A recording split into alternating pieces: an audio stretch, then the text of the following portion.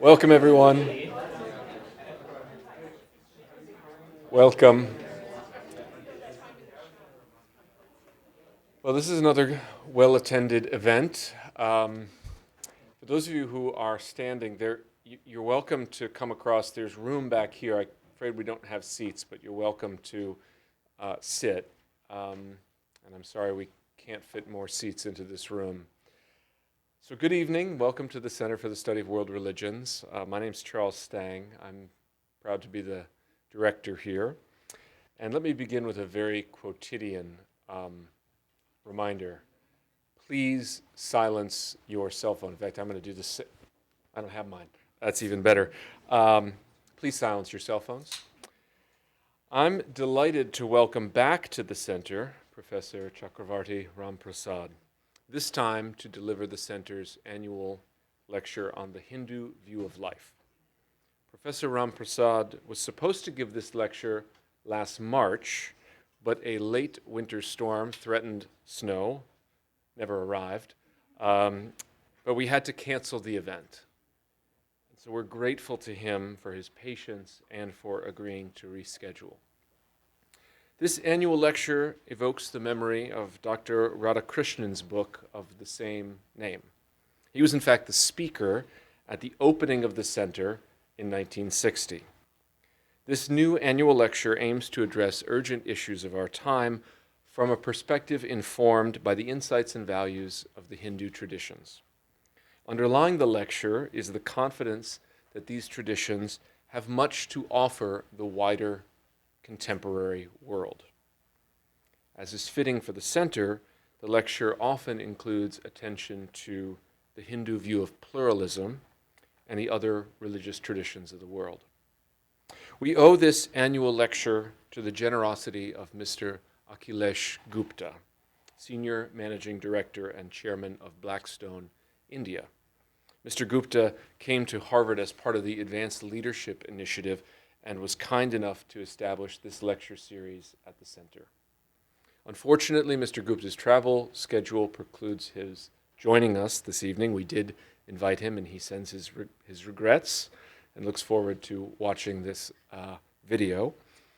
But we have his words, we have his explanation for the gift that supports this series. He notes that the value of the Hindu view of life is not simply because of the very ancient origins of this wisdom, but because of the universal message it contains for all times and all peoples. The lessons of Hinduism's core tenets are as relevant for the modern world, Mr. Gupta affirms, as they were in ancient times, appealing to a wide cross-section of people, from the very scientifically oriented to those with a devotional bent of mind.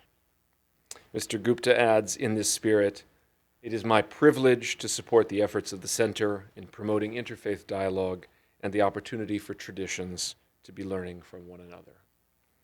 Those are Mr. Gupta's words, and we're grateful for his generosity.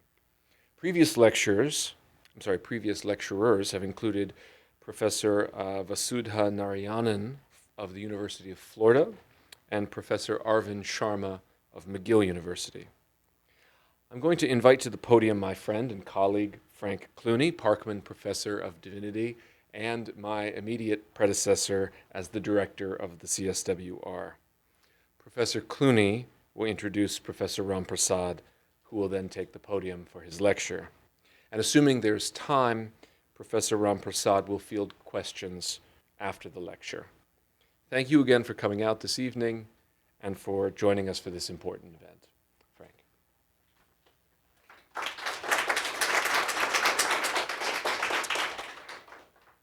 Two things to begin. The first thing is that Professor Stang didn't realize that I was away in March, and it wasn't possible for me to get back for the lecture. So Professor Ram-Prasad and myself used our spiritual powers to suck in this snowstorm over Cambridge, Mass. And it canceled the lecture, and then we said, okay, we'll keep the hurricane away and we'll do it today. So that was the first thing. And secondly, I understand there are many BC students here today, as well as distinguished professors, Professor Brad Bannon and Professor Catherine Corneal. But great to see BC students. I used to teach at BC, so I'm very happy to see the crowd here today. Welcome to all of you.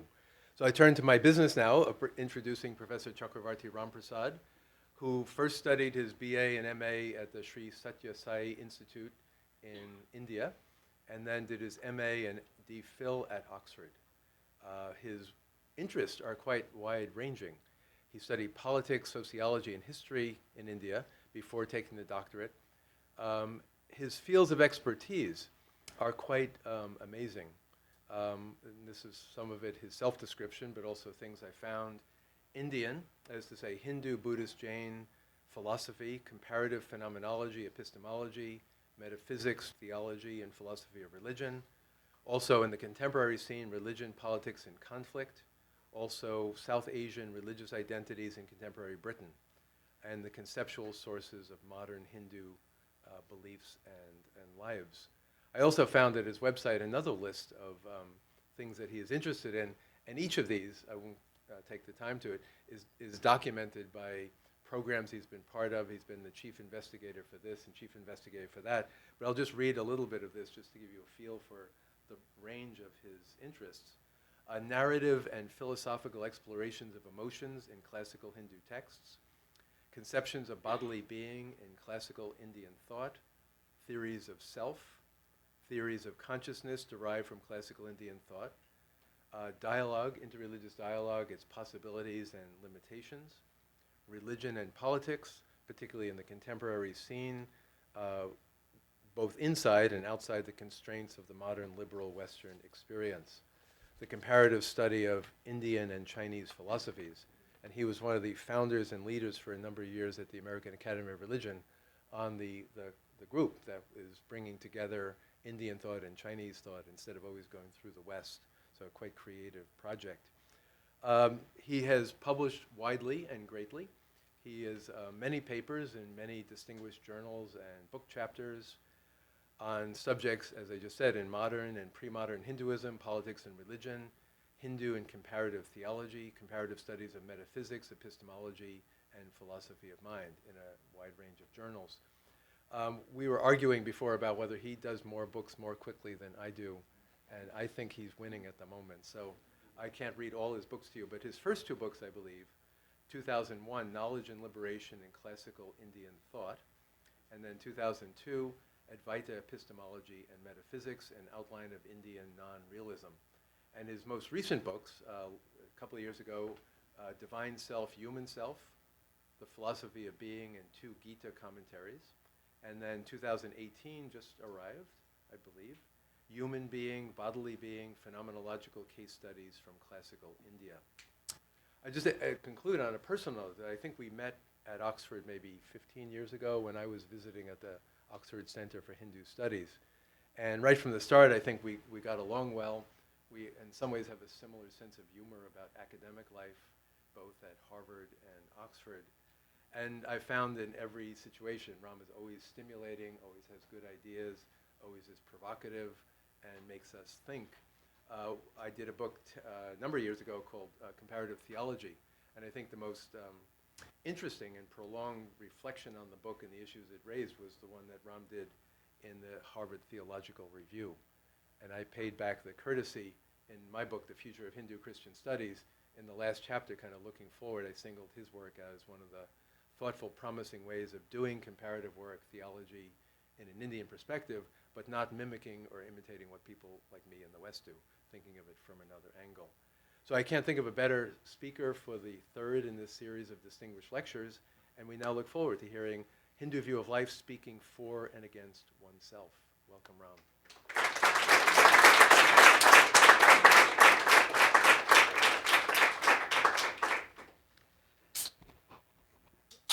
Thank you very much, Frank, for that extremely generous introduction. I wonder what people are going to expect as a result of that. So I've titled my talk Speaking For and Against Oneself. I want to begin with saying that one of the features that has often been ascribed to Hinduism in modern age, perhaps in the last 50 or 60 years, has been the thought of conception of pluralism. That to talk about Hinduism itself is in some ways a truth, a unifying truth for those who live it, but at the same time that its definitional features are many and perhaps so highly individual according to the person who takes himself or herself to be a Hindu, that we have an endless degree of plurality. I myself have written on the idea of pluralism, not so much as perhaps some people in recent years have treated it as a doctrine of Hinduism, as a core conception of Hinduism, but rather as a fact, as a historical fact, that what we mean by pluralism is that what we call Hinduism now simply has evolved this way. And any theorization directly of Hinduism as a uniquely pluralistic tradition is ex post facto. It's just trying to make sense of what was never seen in that way in the multiple strands of the traditions across time and space. Today I want to approach this idea of pluralism in a more personal way.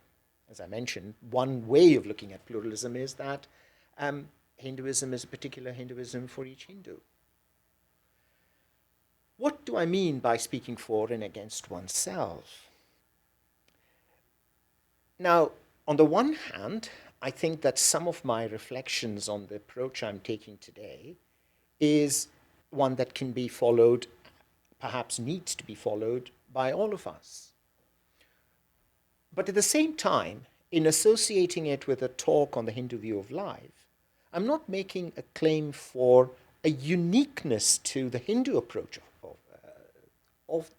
towards this idea, but rather to say that if one thinks through Hinduism, and in my case perhaps as a Hindu, then obviously this program of speaking for and against oneself, which I'll come to in a moment, will be followed through the particularities of the texts and the ideas that I take myself, that come from the tradition I take myself to belong.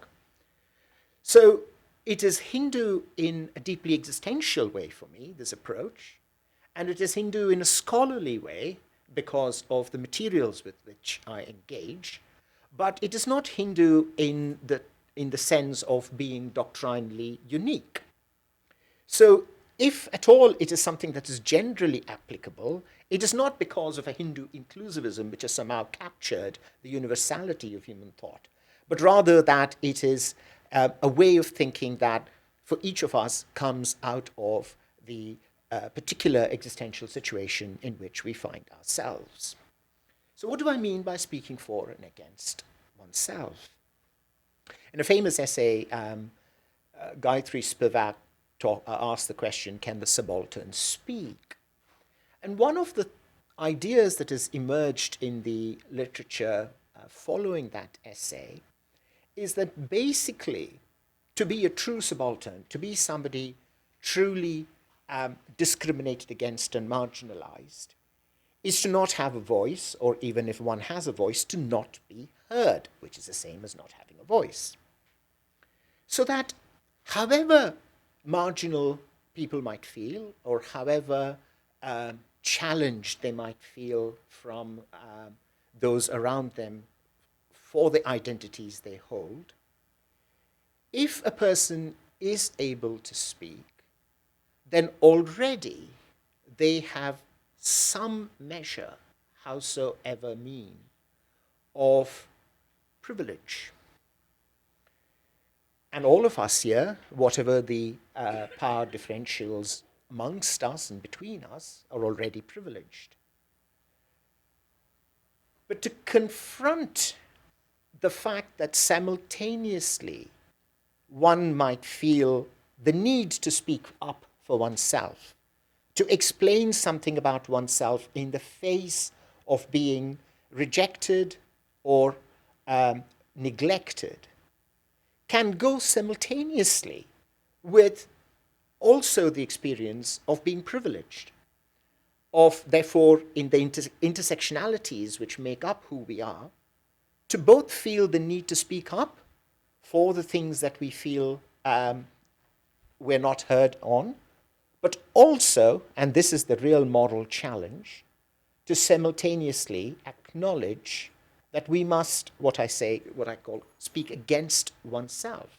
That is, we must reflect upon the ways in which we too are privileged.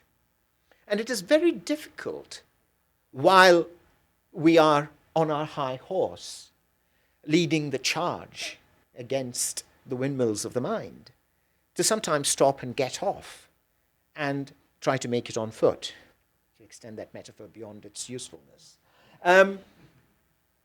It is very difficult. It's much easier to feel angry about the things that we feel need to be heard. Much more difficult to say, what is it that others want to tell us?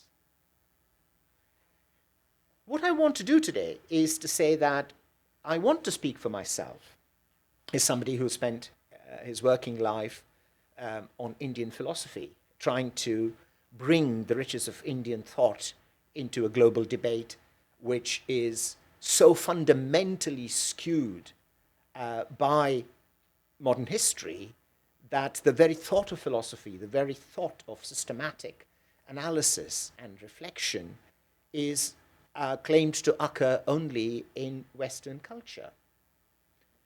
There are, including with this university, very few departments of philosophy, for example, which include any modules or courses at all on Indian thought.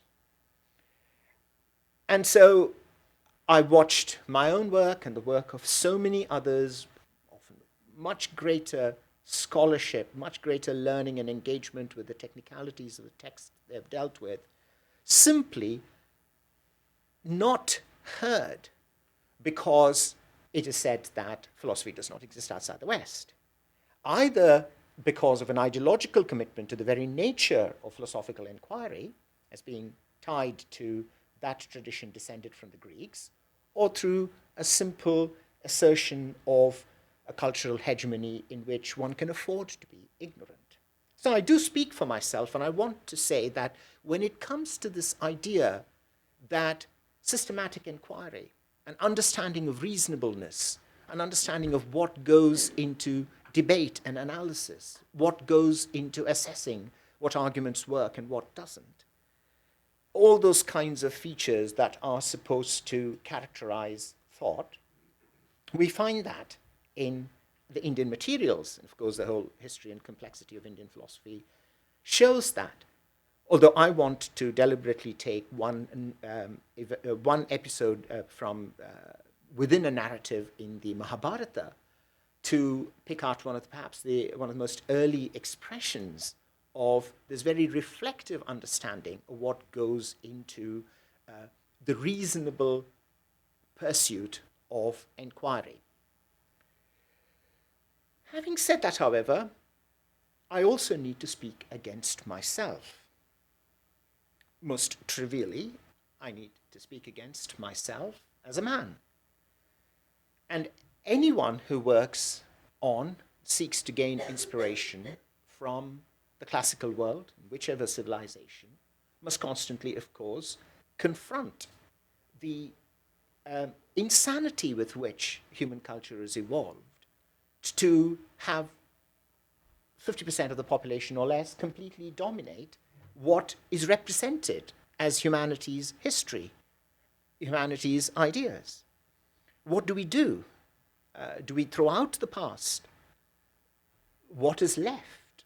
How do we look back and ask, what can we make of the work that comes down to us from men to challenge the idea that men do not, in fact, own the narratives of humanity? And I think taking the genderedness of philosophy, of of classical studies seriously is something that every male academic must do. I also want to speak against myself because I am a Brahmin, a Sri Vaishnava Brahmin. For those who know this kind of thing, I'm a Svaimacharya.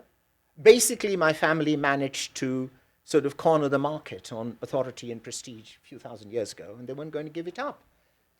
Thank goodness for the achievements of at least the Indian constitution that those privileges are not legal. But they were for a long time. What does one do? Again, there is something like guilt, but guilt is intellectually useless. I do not want to forsake the achievements of my ancestors, the cultural, intellectual ideas, their creation, the creativity, but how do we make it speak in a way that is simply not privilege speaking to itself? So those are the three moves I'm going to make. One way in the issue of philosophy and reasonableness, where I speak for myself, in which I find myself, because of the last few hundred years, on the receiving side of indifference and being ignored, not just myself as coming from the tradition, but for any scholar who is a student of these materials. But I also want to speak against myself because I think a way of being a Hindu today must confront the ways in which we ask ourselves questions about who we are. Which makes it...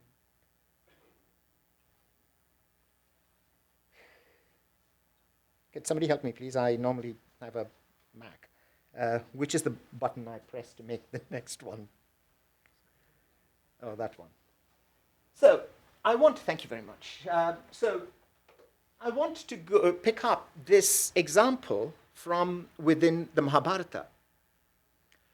The great warrior Bhishma lies dying, but he has the unique power to die when he chooses to.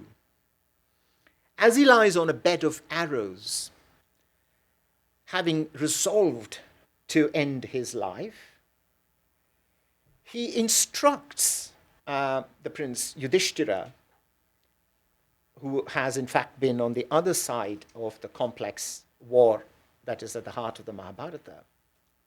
He instructs Yudhishthira on the nature of kingship, on the nature of one's relationship to the world of power, the social and political world. In that long section, we not only have narratives, but we also have didactic portions. One of the most striking episodes is the case of a debate between a woman called Sulabha and a king called Janaka, not necessarily the same king as the Janaka of other narratives of India.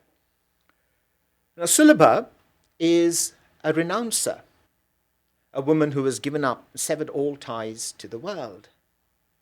So she hears that here there is a king called Janaka who claims that he has had a spiritual insight, who understands the nature of reality, and has brought himself to a state of detachment towards the triumphs and sorrows of life, all the while without forsaking his life in this world as a king who rules a country, as a man who has a harem, as a wealthy person who commands vast resources. While being deeply engaged in that world, nevertheless, he claims, he has brought about in himself that detachment from the conditions of life, which is the greatest spiritual accomplishment in the Mahabharata. She, on the other hand, has gained not only great spiritual powers, but has also brought herself to this point of detachment from the conditions of life through renouncing all her ties with the world. So thinking that he could not possibly have attained such a capacity to be balanced while being engaged in the world, she goes to argue with him. So the most obvious role that this episode plays is as a debate between renunciation and householder values. Can the highest spiritual good be attained only through severing ties with the world, or can it be attained while one is in the midst of social life? But I've been intrigued for many years, and I've written on this in my recent book as well. I've been intrigued by the fact that, in this case, the person who speaks for these renouncer values is a woman. And she's a fascinating woman. For one thing, she has the power to change her form and shape. For another, she explains at one point when Janaka very insultingly asks her that where she's come from, is she on her own because she's been abandoned by her husband and so forth. She says that no man was found who was appropriate and equal to me. Therefore, I took renunciation. And I was in fact the daughter of a princess, of a king. So I was born a princess.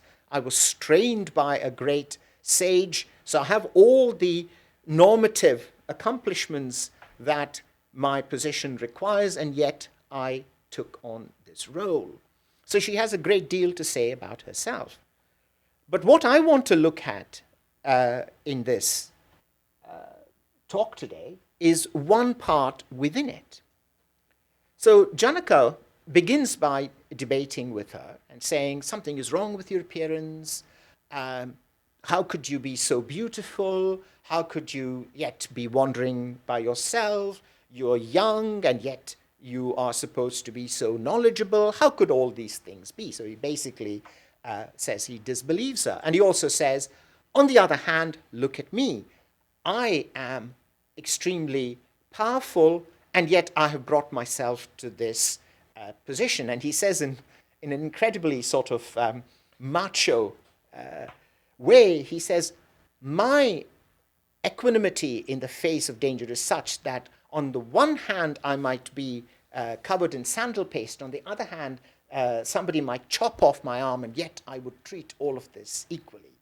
So he has this very, and in giving this narrative, Bhishma very clearly indicates that he, in fact, supports her. So Janaka just finishes this rather problematic speech about himself, being contemptuous about Sulabha, and also being rather arrogant and in claiming through sort of extraordinarily large claims something about his own spiritual achievements. When Sulabha responds, she doesn't get into the heart of this argument. She later on moves into the two immediate and direct responses to him, which is to say how, in fact, it is impossible to gain that kind of spiritual insight while being embedded in the world, and also about her background and her worthiness to be who she is. But she begins not with that, but with a statement about her own capacities. So that is what I want to talk about first. In question of gender, I'm going to be looking at an episode that most of those in the audience will know, which is about the relationship between Sita and Rama in the other major composition, the Ramayana. And then staying on with the Ramayana, when I look at the ways of speaking against myself, as it were, in terms of class and caste, and about power and hegemony, I'm going to be looking at another widely celebrated and recognized problematic episode in the Ramayana, and I will come to them in due course. So going back to Sulabha. As I said, Sulabha begins her speech not with a defense of her own position or indeed a critique of Janaka's, But first she begins by saying, I'm going to argue in a particular way. So she gives, in fact, gives a manifesto for what rational argument is. King, a speech is said to have an appropriate meaning, to be free of the 18 faults that spoil words or thought, and to be endowed with the 18 virtues, and she goes on and describes them in due course.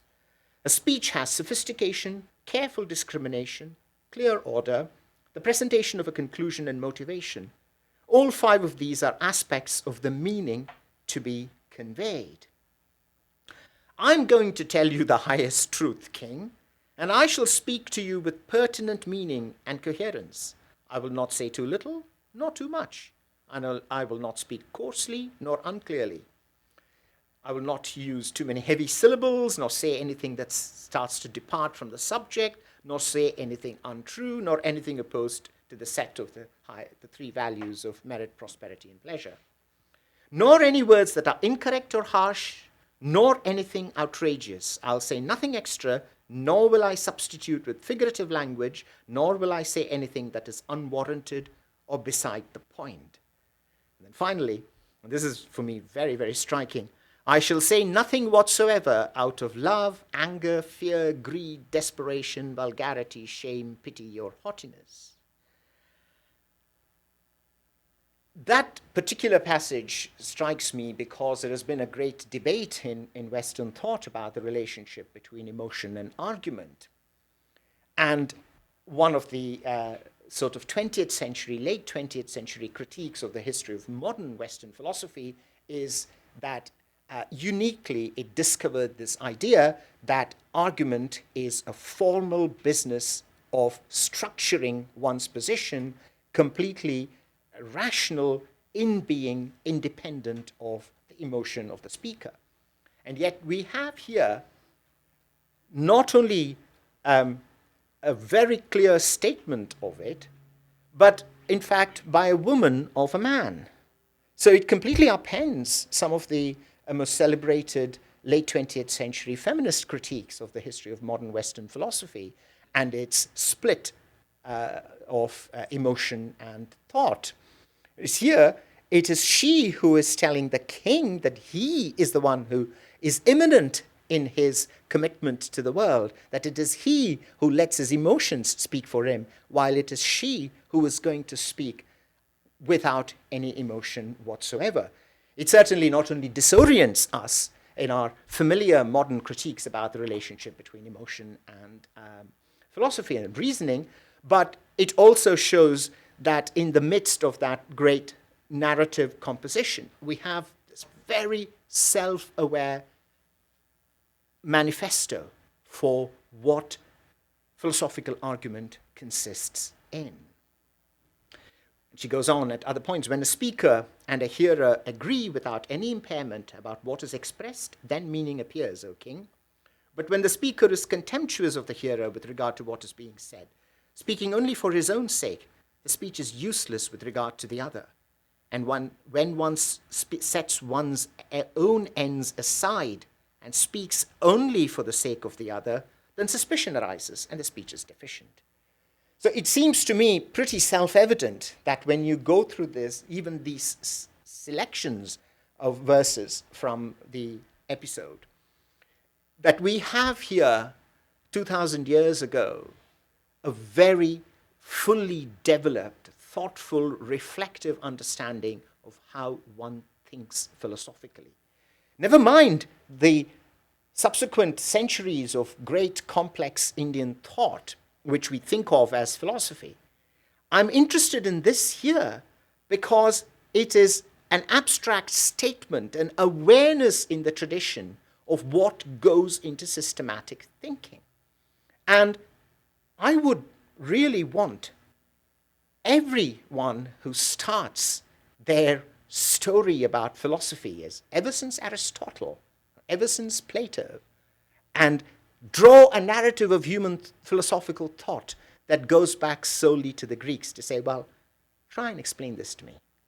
Try and think about what kind of a classical culture it was that not only very self-aware and reflexive way expressed what it is to think systematically, but also, for some reason, chose to put it in the voice of this independent woman, no amanuensis, no sort of dependent of some famous man, but by the very nature of her existence, single and singular. How is it that we have this conjunction of ideas in this person? Asking that is something that is a task not only of those of us who do ontological work, but for those who would not admit the depth and resources available in Indian materials. That's the easy part. That's the easy part because I have been speaking, flouting Sulabha's rules angrily about the role and riches and depth and range of Indian philosophy for well over half my life. It's easy for me to do that, to get on my high horse, as it were.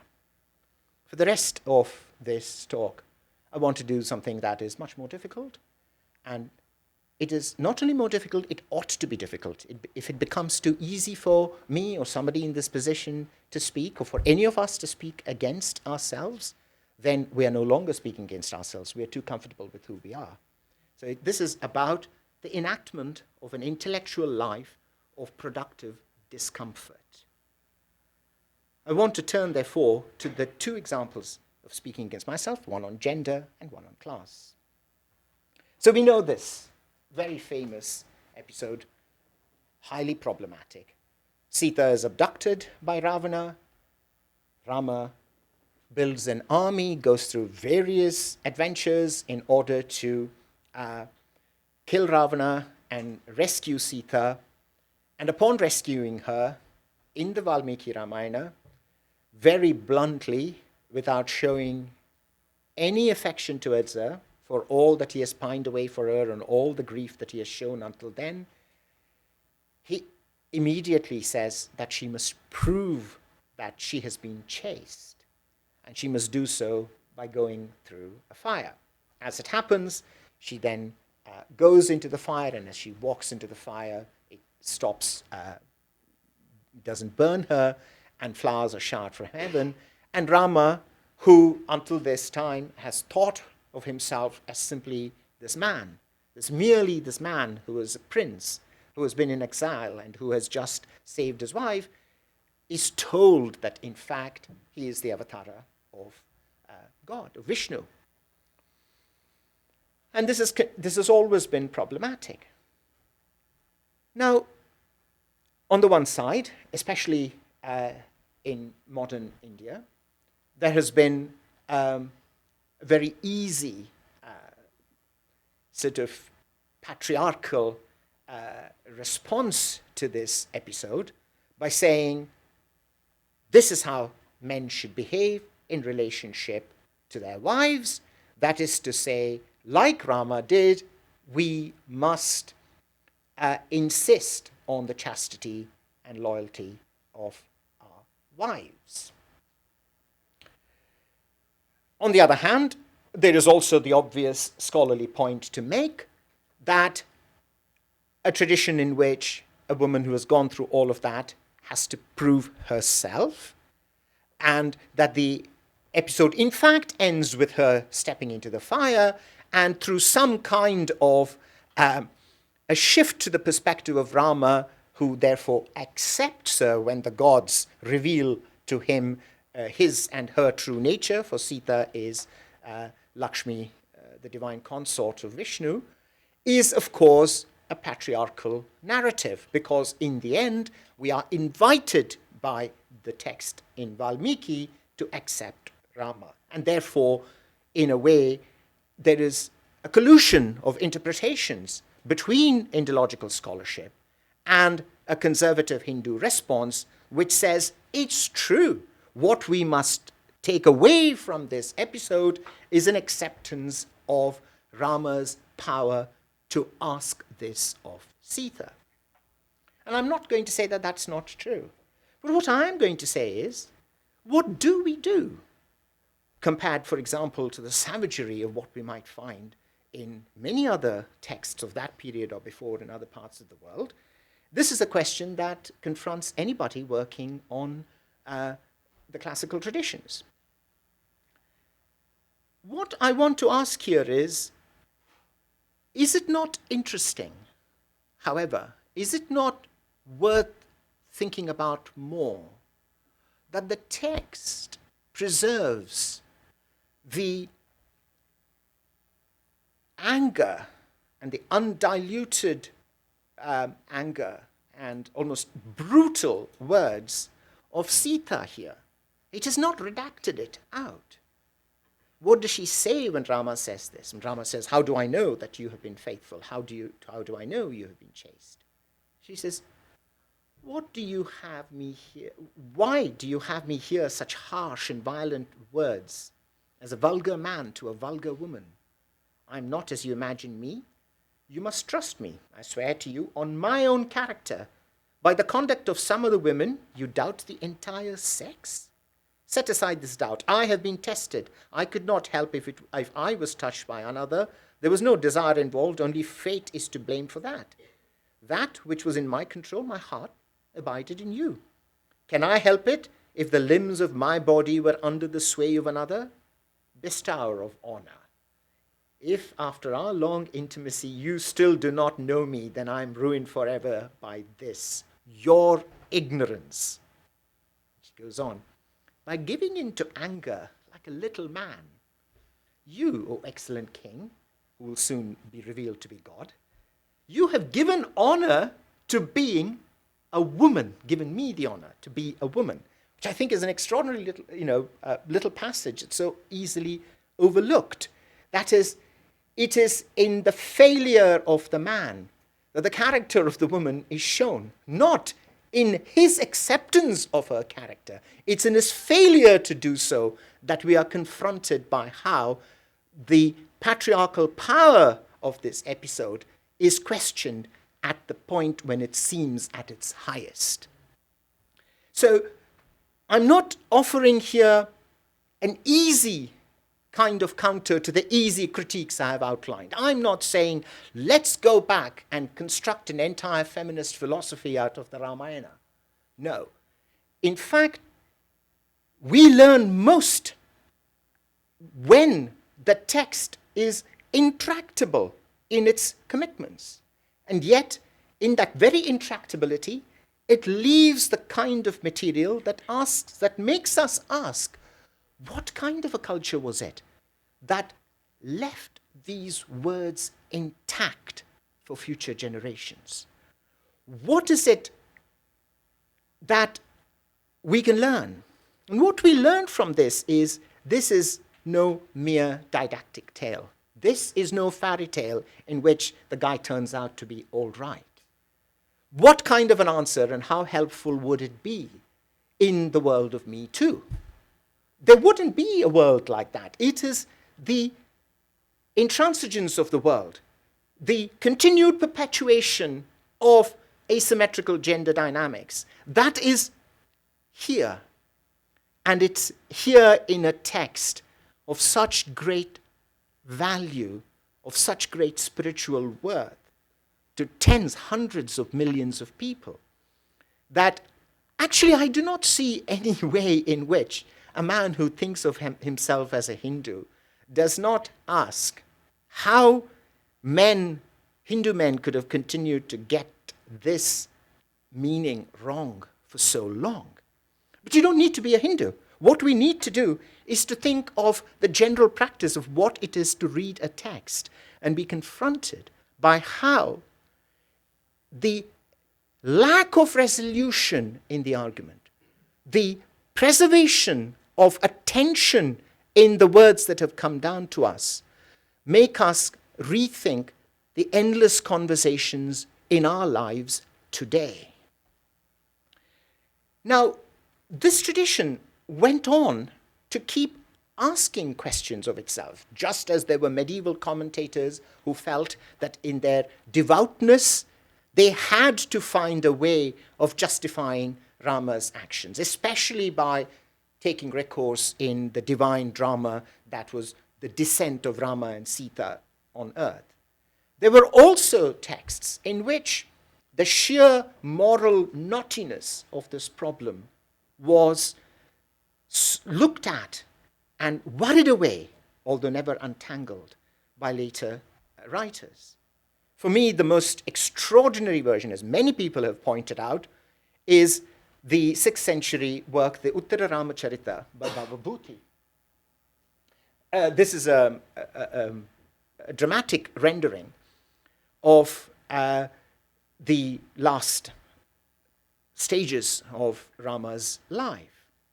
It is fascinating because historically it must be written at a time when there was an increasing treatment of the man Rama as God.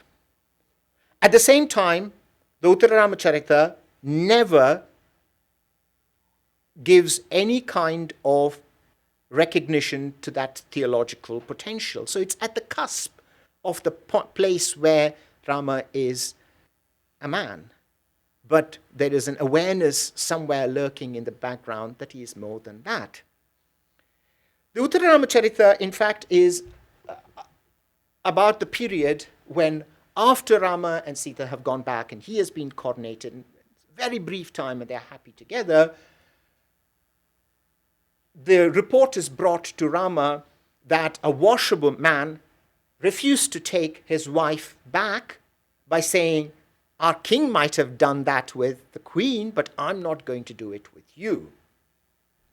And Rama decides in the Ramayana that there can be no questions about the dharma, the appropriateness, the orderliness of his rule if such questions are asked about him. So for all his love of her, he asks Sita to be banished to the forest. And in a way, resurrecting the original problem of the ordeal by fire. Bhavabhuti spends a lot of time developing this play. And whereas in the Ramayana itself, at the end, when it is found, when Rama finally finds that at the time he had banished Sita, she had been carrying their twins, Lava and Kusha, and asks her to take the test once more. She says, enough is enough. If I have been pure, let Mother Earth, who brought me into this world, take me. And the earth opens up and she's taken away. Leaving one of the true tragedies, one of the very few truly tragic endings in classical Sanskrit literature, especially Hindu literature. And then Rama continues to rule, grief-stricken, with a golden idol of her beside him for the rest of his period on earth, until the gods remind him that he needs to go back to Vaikuntha, to heaven. In Bhavabhuti, however, there is a happy ending, because there are certain kinds of rules to which plays must adhere. And in fact, in the end, an elaborate play is set up by Valmiki, the composer of the Ramayana, but also the sage in whose hermitage Sita has been living. And in fact, at the end of it, Rama recognizes what is happening. He thinks Sita is dead, but when he finds that the actress has been replaced by the real Sita, they are reunited, and in fact, the story ends happily. At the very beginning, Lakshmana, Rama's brother, comes to Rama and says, the halls have been now painted with the story of you and sister-in-law up to the time of the coronation. So how far does the story go? Rama says, up to sister-in-law's purification by fire. And Rama says, quiet! What need had she of absolution, who was wholly absolved at birth? Neither sacred water nor the fire require purification by something else. So, in Bhavabhuti, we have Rama saying, gosh, was I wrong, and wrong all over. He's still going to commit that same mistake again. But he's going to do it in a completely different emotional tenor, not because he thinks of himself as the man whose wife needs to be shown to be chaste, but only because whatever it costs him, he wants the kingdom to run according to the rules of Dharma. And Rama in the Uttara-Ramacharita is a wretched being. He is full of grief for what happens. But already here, just before he goes and sends Sita away to the forest and asks Lakshmana to take her when he hears the story, he hasn't heard the story. He's only thinking of the past. And he says, how could she be purified? So who was wrong here? Well, I am wrong. I should never have asked it. This is completely wrong of me. That, of course, is a direct commentary by Bhavabhuti on the incident in Valmiki. So here is a man saying, basically, this Rama was wrong. This Rama might not be Vishnu for Bhavabhuti, but for pretty much all of the reception history of the Uttara-Ramacharita, it has been that Rama of the Uttara-Ramacharita is the Rama recognized as Vishnu's avatar. And it says something for a tradition in which basically God is wrong and God admits it. When he has said that and he sees Sita, this is still before the second banishment, he says, "Dear Queen, born of a sacred right, who came out of the earth, I beg your forgiveness. This respect I offer you, I will for the rest of life. Those for whom true wealth is family honor must conciliate their critics. That inauspicious thing I was forced to ask should never have been asked of you." And he says, "Let it be, husband, let it be." And then the word comes and the whole thing goes, the story unfolds, and then finally, when the play is held, at the very end, the women who are acting the role of Mother Earth, who is Sita's mother, and the river Ganga, who is the goddess of the family of Rama, step out, and the real Mother Earth and the real river Ganga, the goddess river Ganga, substitute the actress who is Sita with the real Sita. And Rama can't believe it. And he says, "What is this? Although Rama is guilty of terrible wrongdoing, these two blessed ones have shown him mercy." To my mind, and I'm a Sri Vaishnava, my name conveys what my family have thought about Rama and the gift of Rama. Nothing bespeaks of the potential of this creative discomfort as saying, my family deity is Rama, and yet for me, the Uttara-Ramacharita, which has this Rama saying, I am guilty of terrible wrongdoing. This is not a mere historical accident that somebody wrote a play about the same character without thinking of him as God. This idea of Rama as divinity is something that happened in the native tradition. We scholars don't need to follow that. Maybe so. I'm not here into the reconstruction of the text history of these materials. What I do want to say is, it is undoubtedly the case that for countless numbers of Hindus, that episode is an episode which happens in the narrative they have of the figure they worship as divine, as the two figures they worship as divine. And they look at this material. What are we to do with this? What are we to do with this literary commentary on a theological fact? It is, for me, it seems, an important thing to question even God, because if God is a representative man, it is all too easy, and it has all been all too easy for Hindu men for too long to think that certain kinds of patterns of conduct are the modeling of themselves on Rama when it comes to saying this is, the Rama is the man on whom we model ourselves, to which I want to say, and how often have you said, I'm guilty of terrible wrongdoing? Wouldn't that help you being a follower of Rama as a model if you do that? It's in our tradition. The last case I want to look at is turning to the question of class, of hegemony, of the Brahmanical worldview that is found in the Ramayana. And this is yet another of the great episodes that have caused discomfort and have caused apologetics to be written over many centuries. And this is when, in the course of searching for Rama, Sita, Rama, and his brother Lakshmana meet Sugriva, this monkey warrior, who says that he has been thrown out of his kingdom by his elder brother Valin, who's threatened to kill him, but that if Rama helps him regain the throne, then Sugriva will help with his monkey armies to go and rescue Sita. And the story is that actually Valin is the elder brother. He holds a kingdom. One day he goes to fight a demon and takes Sugriva with him. There is a great shouting, and a river of blood flows out of the cave in which Valin is fighting with this demon. And Sugriva decides that it must be that his brother has been killed, puts a boulder against the cave mouth, goes back and says, my brother is dead, I have to take over the kingdom, and he takes his elder brother's wife as his second queen.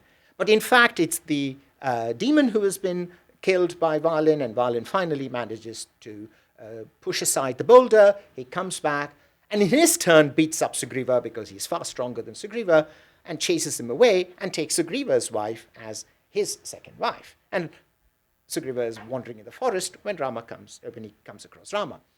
And in the battle, Sugriva cannot defeat Valin, and finally Rama, from hiding, shoots down and kills Valin. And Valin lies dying.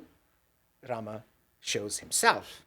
And Sugriva then spoke these words, severe words, albeit civil and consonant with righteousness. And he gives this whole set of arguments. I did no harm to your dominion. I did not insult you. Why have you killed me? I'm a forest-ranging monkey. We live on roots and fruit. This is our very nature. Whereas you're a man, a lord of men. Land, gold, silver are reasons for conquest. What do you gain from the forest fruit that belongs to me? King, men do not touch they don't eat me, so there's no reason why I should have been killed. Then he goes on and says something, those are all self-deprecating words, and now he says something very much stronger about himself. If you had fought me in an open fight, Prince, I would have killed you. You would now be gazing at the god of death. I would have given you, Ravana, not killed in battle, but bound round the neck. For that same outcome, you killed me, wishing to please Sugriva. In the previous battle, in fact, with Ravana, Valin had shown himself to be stronger. It is fitting that when I go to heaven, Sugriva should obtain the kingdom. But what is not fitting is for you to have killed me unjustly in battle. And what happens is that Rama gives an argument about, look, these are the reasons I have fought against you. And actually, I don't have the time to go through the details. The thing that the tradition itself has always understood is that Rama's arguments are not that convincing. He basically accuses Valin of things that Valin has just explained as to why he is that way, particularly to do with his feeling being this Vanara, this kind of monkey-like human, this kind of indeterminate animal which is less than human and certainly less than the royal warrior that Rama is. But puzzlingly and very strangely, once Rama had finished stating that he has hunted Valin as an animal, Valin is deeply disturbed, but responds with hands cupped in supplication and says, you see the nature of things, know the truth, and are devoted to the well-being of people. Your immutable judgment on deed and consequence is gracious. What does that mean? And the tradition has always struggled with this idea that when Valin is accusing Rama The arguments are very powerfully marshaled on his behalf. When Rama responds, the arguments are not very good, and yet at the end of it, Valin says, yes, you are right, I submit to you.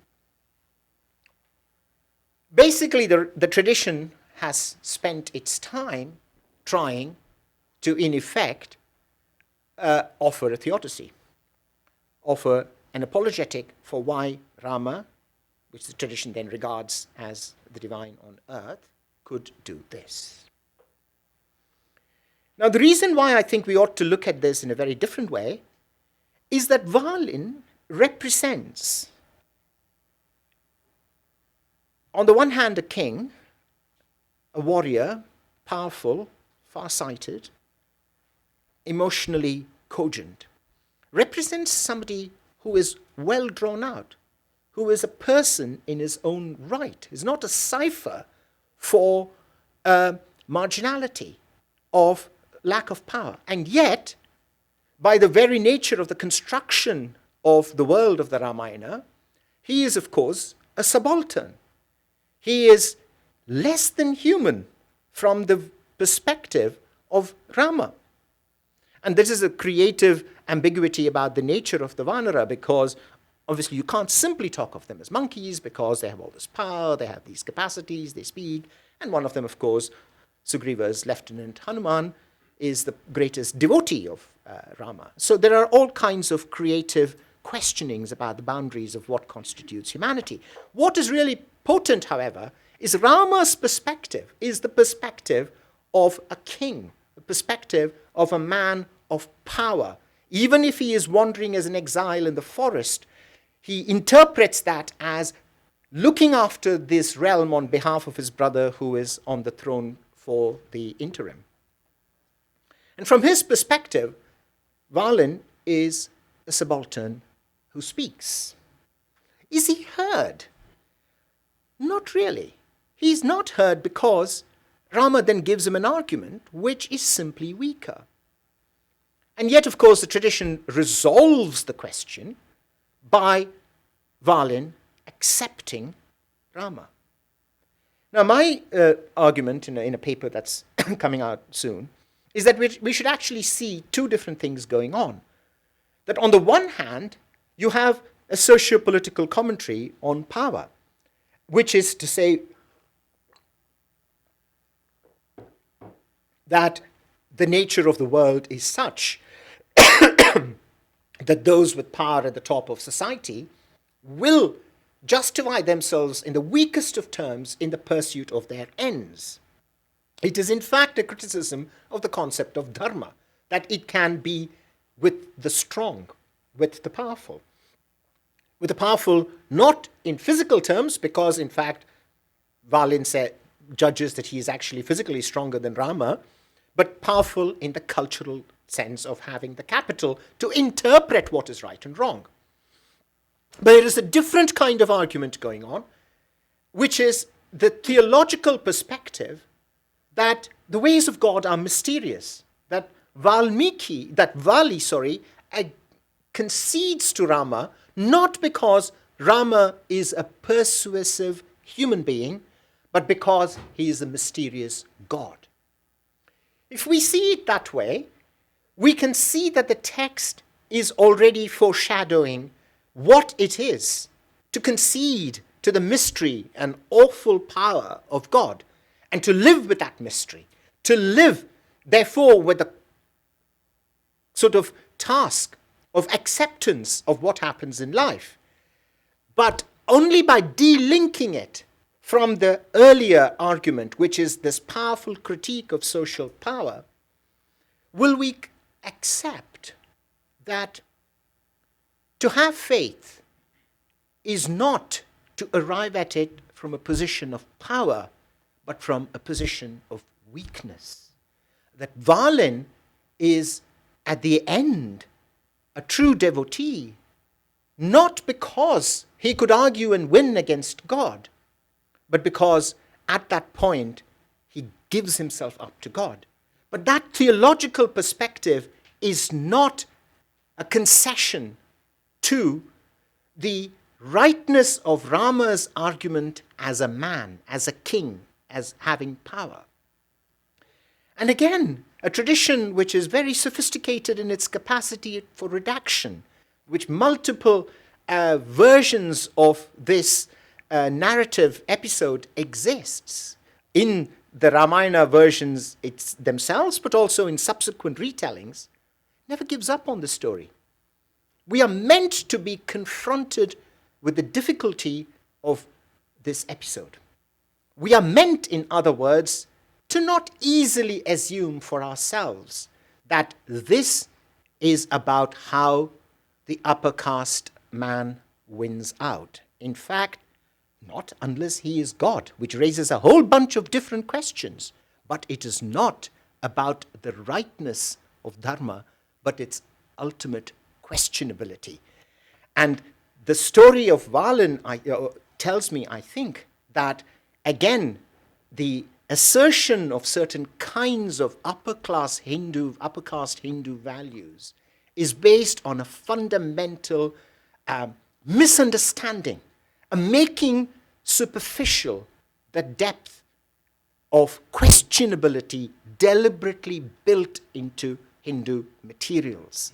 It's recognizing when the text speaks against our presumption about our place and position and power, that it speaks at its deepest and most profound.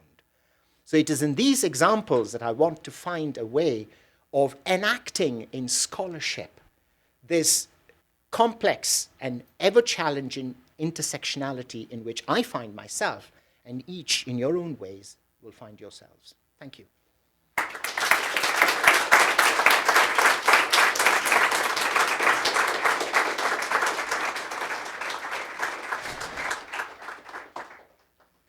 you have questions?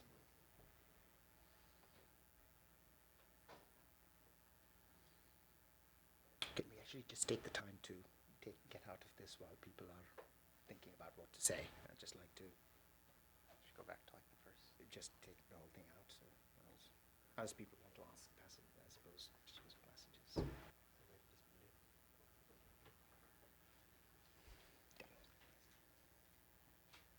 Thank you. Very good. Brutal, but simple. Thank you for a wonderful narration. How about the legend that Wali will get the power of strength of any opponent facing him? You know about that? Yes, yes. So that's why Rama had to kill. Exactly. From behind. That's right. Yeah. So now, since you are quite well versed with so many versions of Ramayana, somewhere I have read, I'm a Hindu, but somewhere I read that the Jain's Ramayana is not that complimentary, that doesn't treat Rama as an avatar of God. Probably you are familiar with that. Sure. One more question is, there is so much similarity between the Greek mythology and Hindu mythology. So now I'm a botanist in biology, but one of my colleagues, he draws some similarity between Ramayana and the Helen of Troy story. Mm-hmm. So probably you are familiar with Sure. it. So do you have any comments? Well, so on the first one, yes. So again, the most obvious location for those kinds of arguments about violence, power, and so on, is again an apologetic. It is to say, well, we have to justify why Rama did this. But again, we can read against that and say, yes, that's one way of expressing the deepest fears of a hegemonic group, that the more you try and directly confront those you consider to be inferior, the greater the trouble you're going to get into. So I would prefer that as a more deliberately difficult reading than the obvious reading, which in its context is simply a theodicy. Yes, the second thing is, of course, we know that there are many Ramayanas, and then by the time you get to Southeast Asia, there are all these different versions. That's why I particularly looked at examples that, for me, for all the scholarship with which one might approach it, nevertheless is something that I was introduced to as a Hindu. So I wouldn't have the same relationship with the Jain tradition in this context. I might be very different when I'm teaching them the wonderful collection of essays called Many Ramayanas for my students. That's a different approach. On the third, it's a large question about, after all, there is this idea that there are only 7 stories and all kinds of, I'm not a specialist on origin myths and so forth.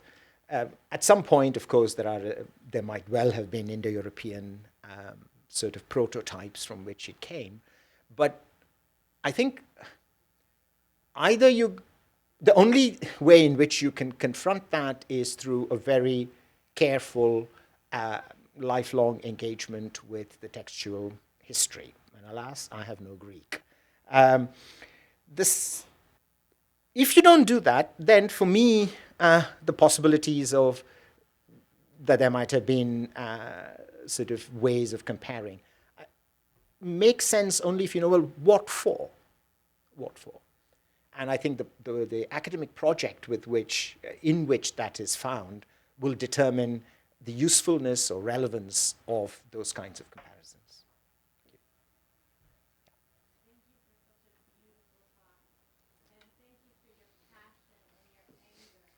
Thank you.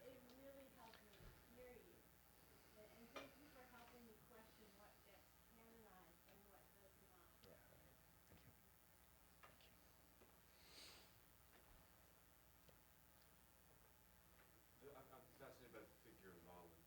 And if I understood you correctly, you turned to him to bring out the question of intersectionality around class. So, in which case Rama is a high position. And he's treated as such, yeah. He's treated, and Valan then becomes a figure for... Yeah, what I broadly call subalternity, yeah. Now, I'm wondering whether the fact that Valan is a monkey allows you or anyone else to think with the intersectionality that goes beyond the human.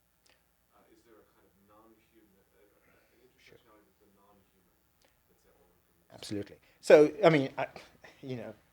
these texts are influential for the reason that they are endlessly giving, aren't they? And if you were looking at animal ethics, then in fact, former student of mine she's writing a book on animals in the Mahabharata for this exact reason that you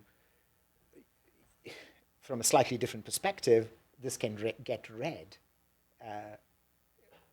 as questions about ecological rapine, about what it is to be heard back by the very nature that we think we have the right over. I think that can be done as well.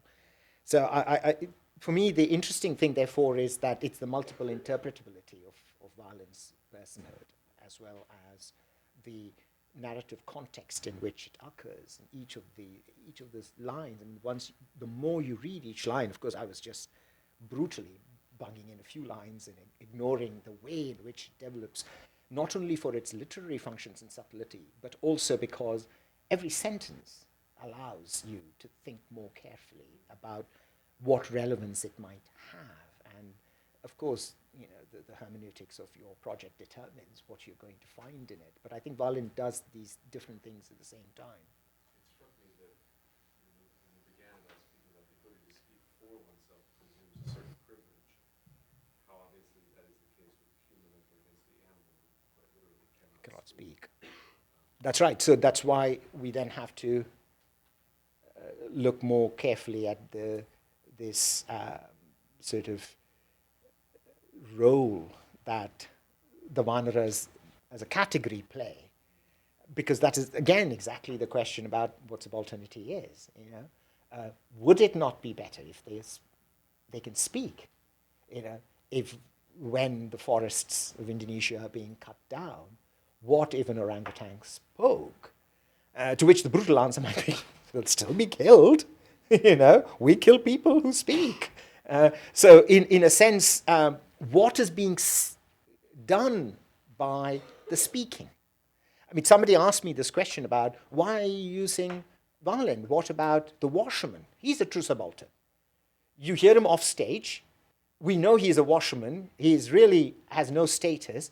And yet, upon him, the entirety of this episode, the whole story turns.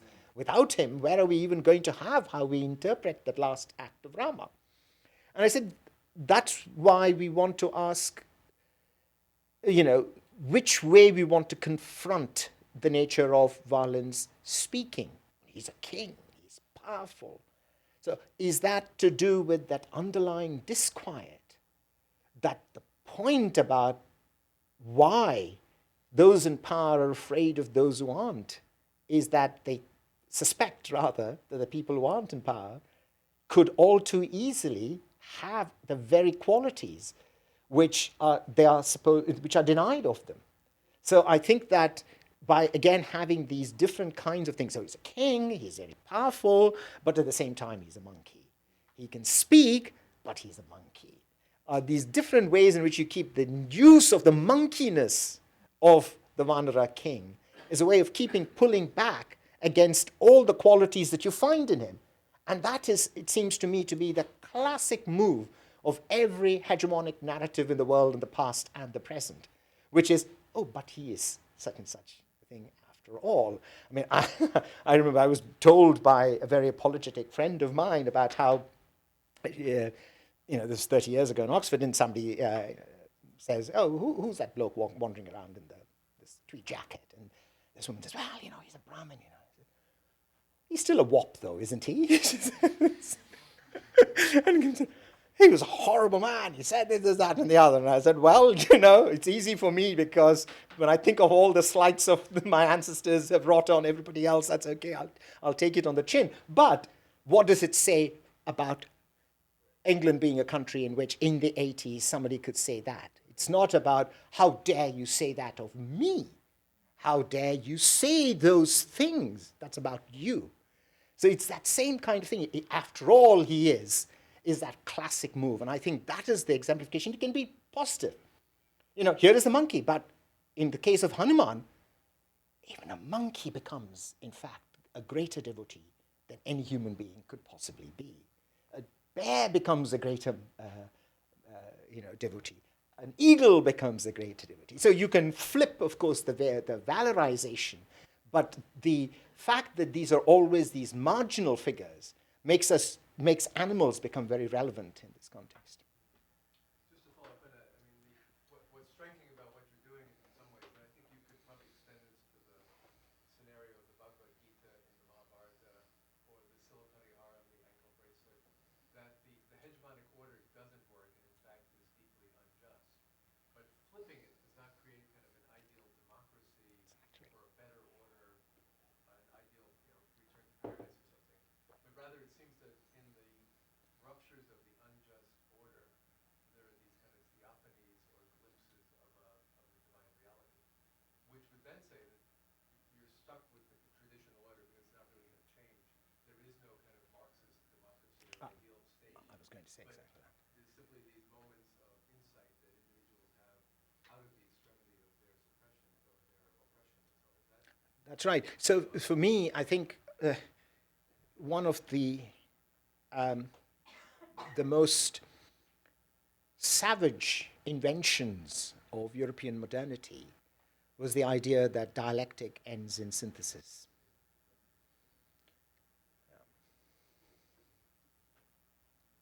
Could you speak to how the Valan episode specifically is represented differently, if it is, among retellings of the Ramayana in low-caste communities? I don't know. No, I mean, I don't know. I don't have the knowledge. I know about it's slightly different in Kamban, but that's not far enough in the very many narratives there are on this. Yeah, I wouldn't speak on it in any authority. And yeah. Thank you first for your talk. I have two questions.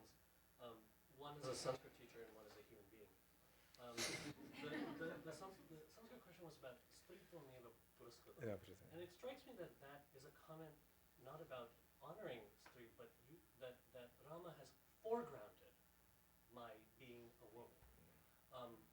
That's a it's good a way of book putting about it. translation, but it's striking that in context that it's about you are a little man for simply seeing me as a woman, not as someone who's accompanied you your whole life. So that's the minor sort of Sure, that's good. translation question. Although it's still consistent with what that translation does. Can but argue yeah. both ways. The second question is about how you think this kind of theological reflection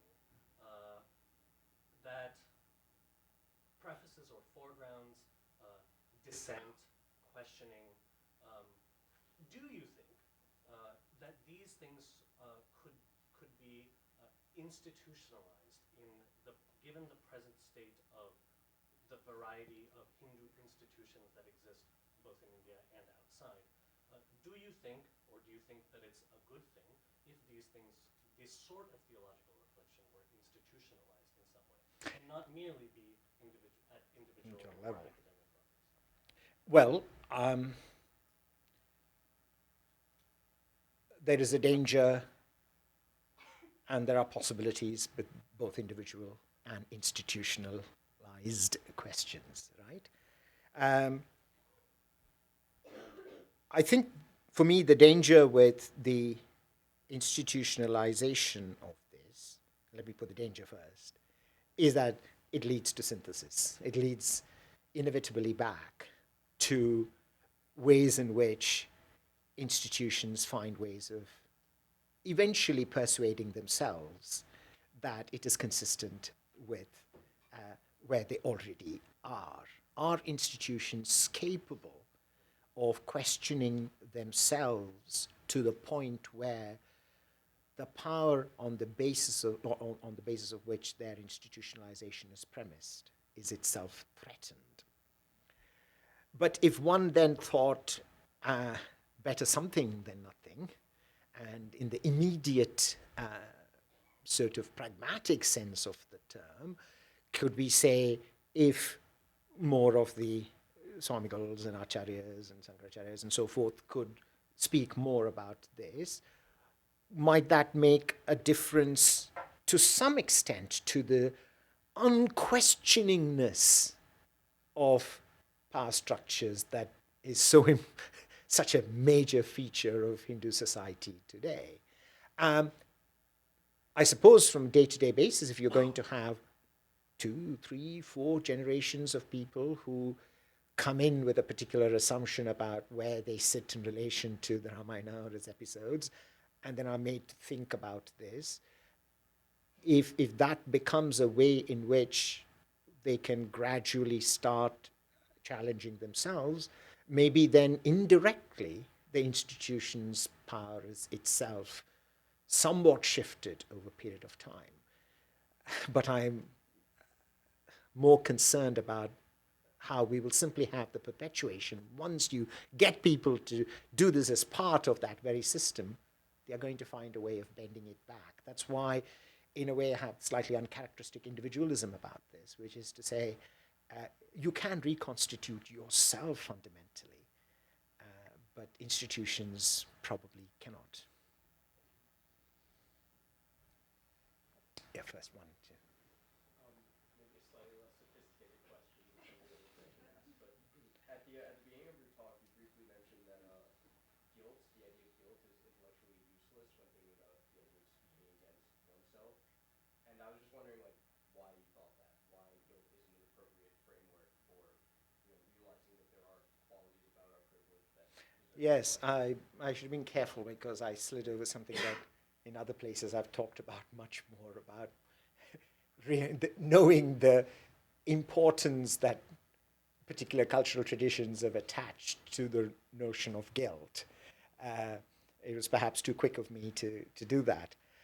All I can say is for myself, it seems that the full force of guilt is expressed in the either a paralysis of agency or the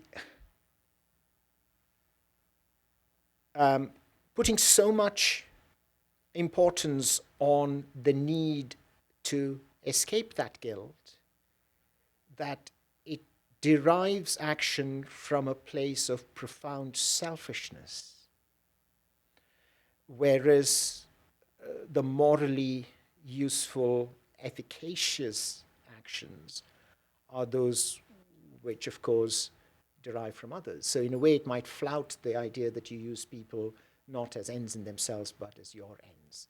So that's the deep structural worry I have with guilt.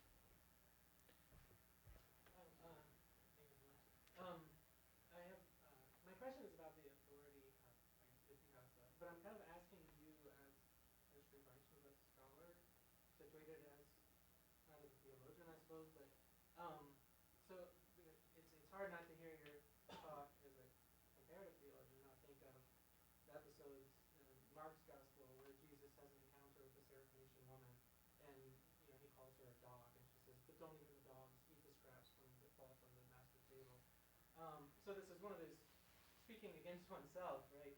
But then it also comes in the gospel, um, which is more difficult to deal with, I suppose. I'm asking than something like the Ramayana, since it's not Shruti, but it's not Smriti, but Well, that goes into that large contentious area of what the formal classification of Shruti and Smriti does. Well, obviously it's observed more in the breach than in obedience of it. And I think we have to look at there is a very interesting question about the tension between the Shruti-Smriti distinction and how it's actually played out in history, just as an intellectual point. But from within the Sri Vaishnava community, there are endless numbers of answers to why that is allowed, because there are so many sort of positions about the multiple sources of authority. You can always, of course, invent a fifth Veda, that's one move, but you can simply disregard that, and you just have poems. For example, Vedanta Deshika's Hamsa Sandesha in the 14th century is all about Rama is in the forest, he's still searching for Sita, and he tells this goose to go fly to Sita to take a message in the usual poetic convention of the goose messenger. But that is, of course, done with a full-blown awareness of a Vaishnava theology in which she is Lakshmi, he is Narayana, but they doesn't know that at this point. And his grief is reforged as compassion, so that Karuna now moves really from the sense of the tragic to the sense of compassion, because very often he makes the association between that and Daya. So, explicitly bringing out the theological direction of this situation, for example. And in doing so, he has simply textually enacted a complete disregard for the supposed lesser status of the Ramayana and the episodes in it. It's just there. So I've never found that anything more than it's a particular historical conceit which needs attending to for the ways in which traditions restructure themselves. And different Hindu traditions have different ways of relating to that formalization. But as far as the Sri Vaishnava tradition is concerned, it's probably one of the least bothered by it.